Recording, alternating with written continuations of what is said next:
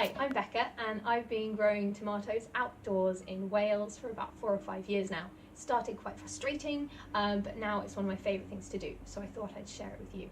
So over the next few months, I'm going to take you through my tomato diaries and we're going to go step by step how I grow tomatoes.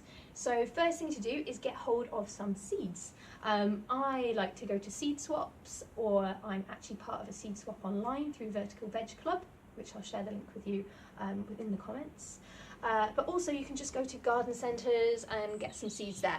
So I've got some nice varieties this year that I'm quite excited about. I've got black cherry, garden peach.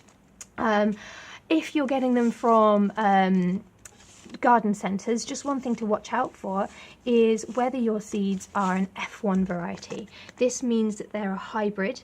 It means they've been bred for a specific trait, usually to resist disease or to be particularly sweet tasting. But problems with these are well, there's many problems with these, but one of the main ones gardeners want to be concerned with is that you can't save seeds from these and then get a true type seed again. So you don't know what you'll get if you save seeds. You won't get the same tasting or looking tomato. So I tend to use as many different heritage varieties as I can. And also it's really nice to grow things that you can't buy in the supermarket. They're more tasty and it's much more fun to do. One thing to think about before you choose your seeds is what space you're going to be growing your tomatoes in. If you're in a small urban garden like me, you might not have so much sun, and tomatoes really do need sun to grow successfully. So if you're worried about that, choose small cherry varieties and outdoor varieties if you can. It means they will ripen without so much sun, and you can grow them in small spaces really well.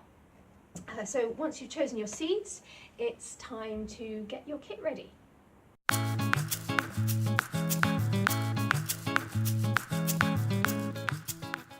First thing I usually look at is what I'm going to grow my tomatoes in. So you can just use your old loo rolls if you want. You can just fold in the bottoms and use those.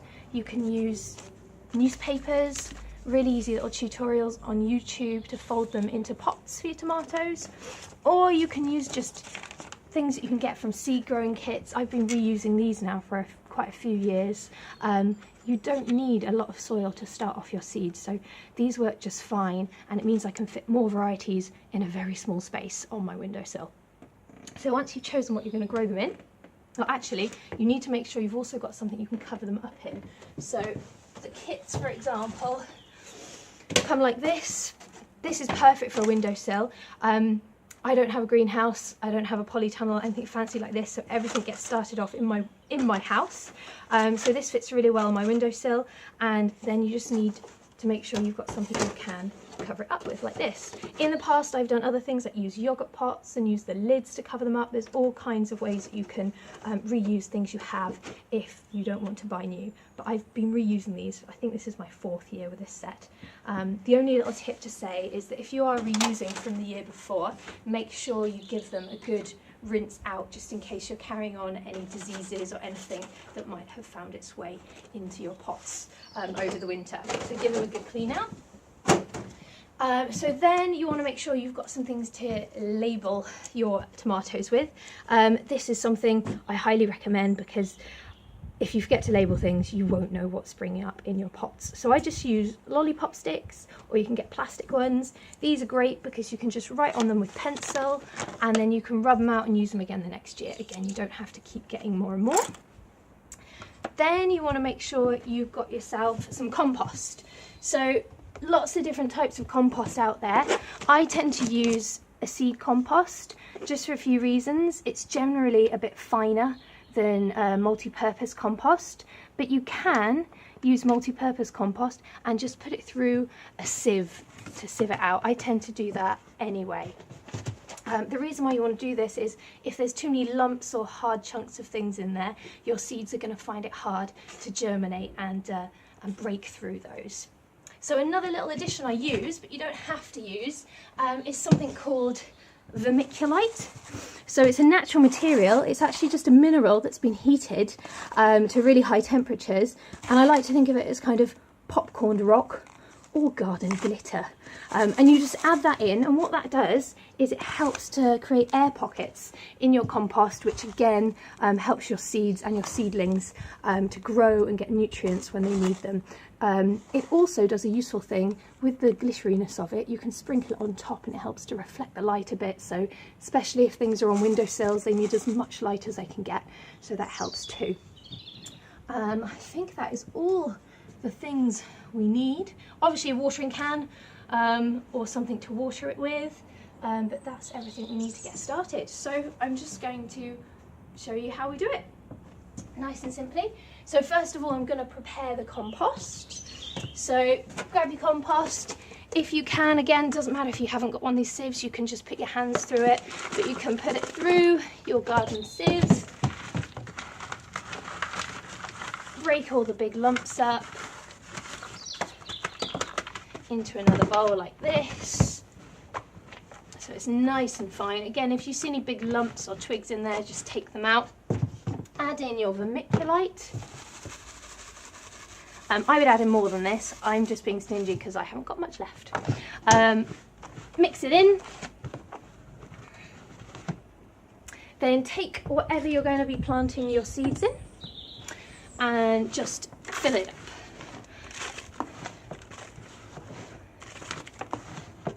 Then I tend to give it just a little tap, just so that if there are any big lumps or anything, they come to the top and I get rid of them.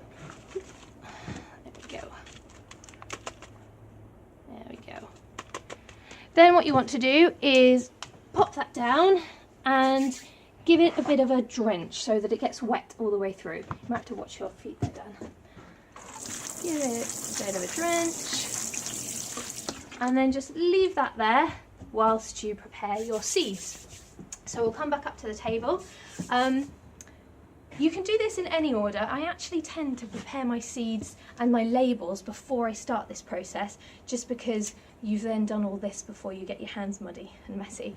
But what you can do is go through your seeds, choose which ones you're going to plant, and make sure you write the variety of the seed here. So it might just be tumbling. And then just pop the date on the back so that you know when you've sown this seed. So what's the date today? 12th. 12th of March. There we go. This is a good time to start your tomatoes actually. I started some last week, but I've been known to start them as early as February so they get a good head start. Let's hope we don't get a cold snap like we did last year. So get all your labels ready, decide which ones you're going to sow. I would obviously sow more than one seed of each variety, just in case some of them don't germinate. So once you've got all those ready and the water has soaked through and got your soil nice and moist, you can get your seeds out. Oh, I think I'm going to do these black cherry ones because I haven't done those ones yet. So they're very tiny, and this is a little bit fiddly. This is when you don't want it to blow a gale. So at this point I just make a tiny little dent there because you don't want to be sowing your seeds too deep.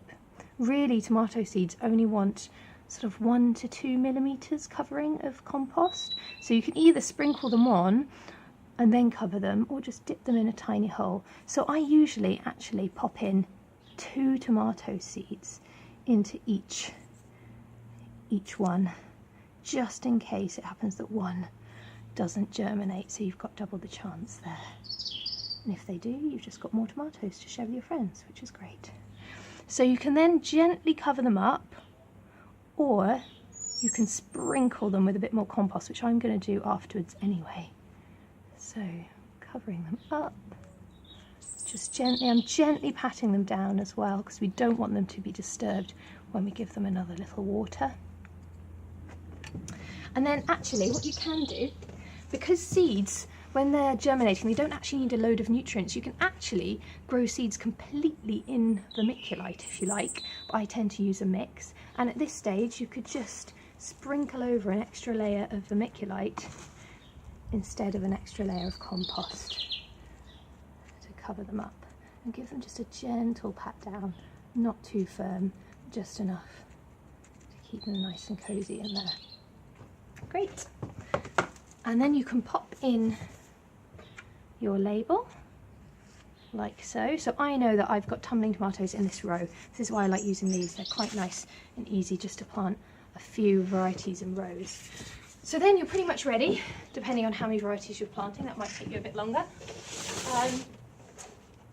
And once you've got them all, pop them into your window tray, if that's what you've chosen to use, or whatever else you're using. And cover them up. And then you want to pop them onto a windowsill, a sunny windowsill if you can. And hopefully they should germinate within about 5, maybe 7 to 10 days.